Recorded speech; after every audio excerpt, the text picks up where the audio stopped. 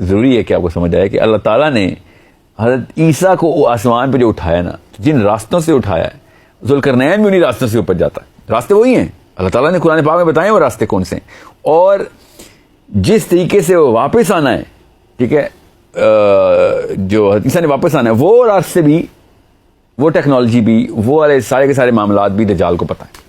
اس کی میں آپ کو نشانیاں بتاتا ہوں حدیث سے.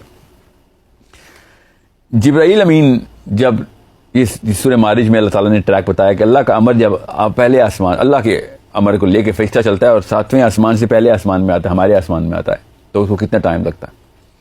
وہ کیوں اتنا کم ٹائم لگتا ہے؟ بیکاز وہ راستے بنے ہی اس لیے. تمہارے 11,000 سال اگر تم پیدل آؤ، اپنے جہازوں میں آؤ، اور ہمارا ایک دن، اتنی جلدی پہنچاتے تھے ہم. تمہیں 11,000 سال لگیں گے اگر اس راستے سے نہیں آؤ گے، تو اگر اس راستے سے جاؤ گے تو ایک دن. اتنی سپیڈ ہے اس راستے میں. جبرائیل، میں کیوں آپ کو بتا رہا ہوں؟ کیونکہ جبرائیل امین جو ہے نا، ان کو کچھ دفعہ صحابہ نے دنیا میں دیکھا ہے. صحابہ اکرام نے نبی علیہ السلام کی مجلس میں دنیا میں دیکھا. نبی علیہ السلام کی مجلس میں جب جبرائیل امین کو دیکھا تو لوگوں نے نہیں پہچانا، کیونکہ وہ انسان کی شکل میں آئے تھے. اور سمجھے اس بات کو کہ جبرائیل امین انسان کی شکل میں آئے ہیں. So he has the capability to do that. نشانیاں کیا دیکھی صحابہ نے کہا کہ اچھا وہ کیسے پتہ چلا؟ کہ صحابہ کیونکہ حیران تھے، کیونکہ یہ پہلی دفعہ دیکھا تھا ایسا بندہ انہوں نے. کیونکہ ہر دفعہ ہر بندے کو نبی السلام کو وحی الگ الگ طریقے سے آتی تھی، تو ہر دفعہ تو وحی نہیں آتی تھی اس طریقے سے نا جبرائیل علیہ السلام کی. تو یہ بہت کم دفعہ سے ہوا تھا. تو صحابہ کہتے ہیں کہ ہم نے دیکھا کہ ایک ایسا مسافر آیا ہے جو کہ ہم نے کبھی بھی مدینے میں پہلے دیکھا تھا. مگر یہ مسافر ہے تو مدینے کے پاس کوئی ایسا علاقہ نہیں ہے جہاں سے آ سکے، بیکاز یا دور سے بھی آیا ہو تو سفر کے کوئی آثار ہوتے ہیں مسافر کے اوپر، زیادہ راہ نہیں ہے، کچھ بھی نہیں. یہاں تک کہ ایسے لگتا تھا ابھی نہا کے آیا، کیونکہ بالوں سے پانی ٹپک رہا ہوتا تھا. تو یہ مسافر بھی ہے کیونکہ ہمیں پتہ یہاں کا نہیں ہے، مگر یہ یہیں کا ہے کیونکہ یہ سفر کا کہیں بھی آثار نہیں ہے.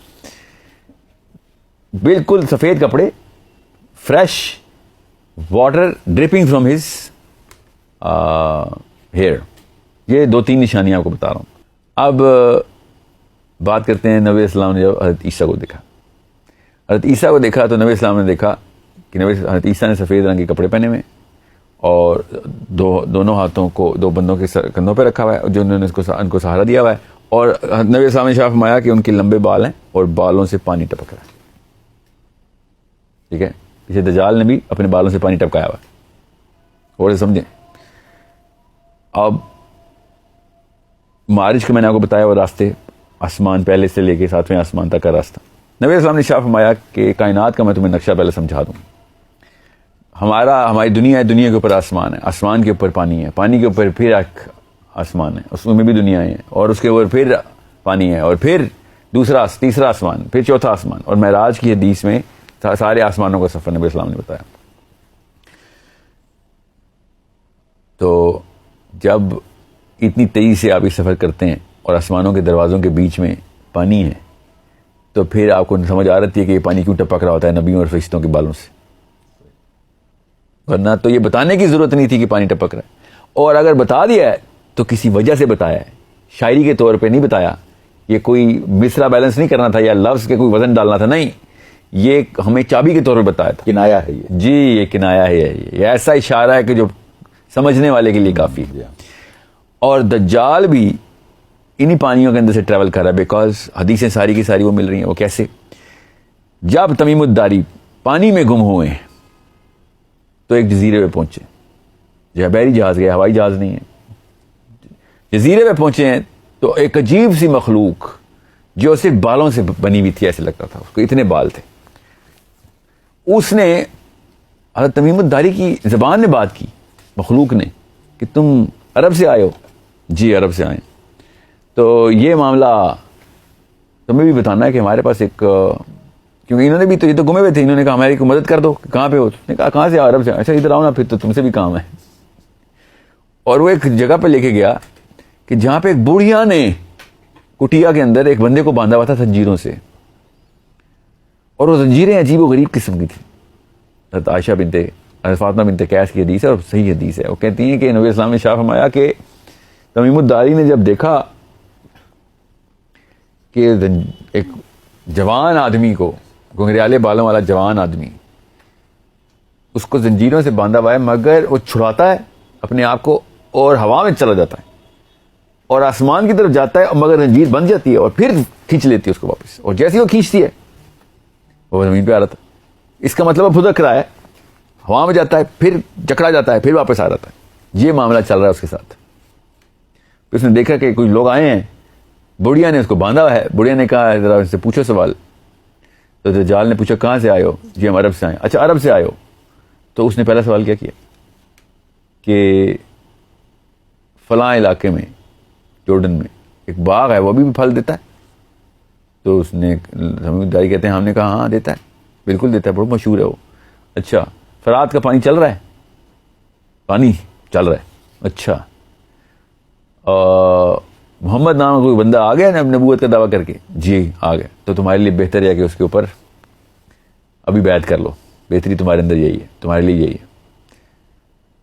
یہ اس نے 3 سوال کیے, اور سمجھنے والے کے لیے اشارہ کافی ہے کہ نبی اسلام نے یہی والی بات ہم امت تک کیوں پہنچائی. کیونکہ دجال نے 2 جو باتیں پوچھی ہیں نا, دونوں کی دونوں پانی کی پوچھی ہیں.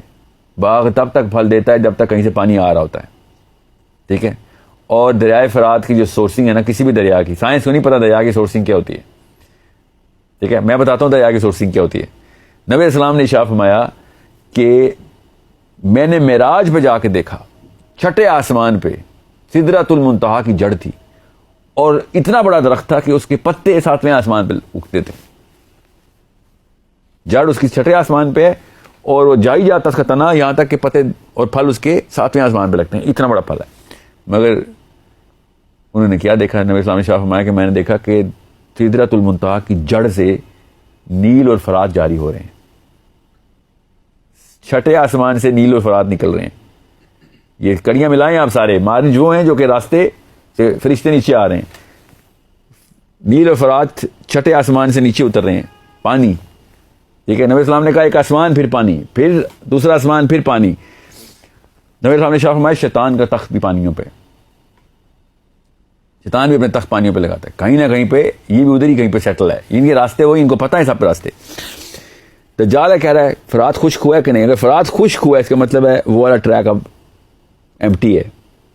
میں یہ نہیں کہہ رہا اس نے اس ٹریک سے آنا, مگر یہ صاف صاف بتا رہا ہے کہ بھائی اسی ٹریک کے اوپر ہی کام کرتا ہے. یہ اپنی گاڑیاں ادھر ہی دوڑاتا ہے, اس کے ٹرین اسٹیشن ادھر ہی کہیں پہ ہیں.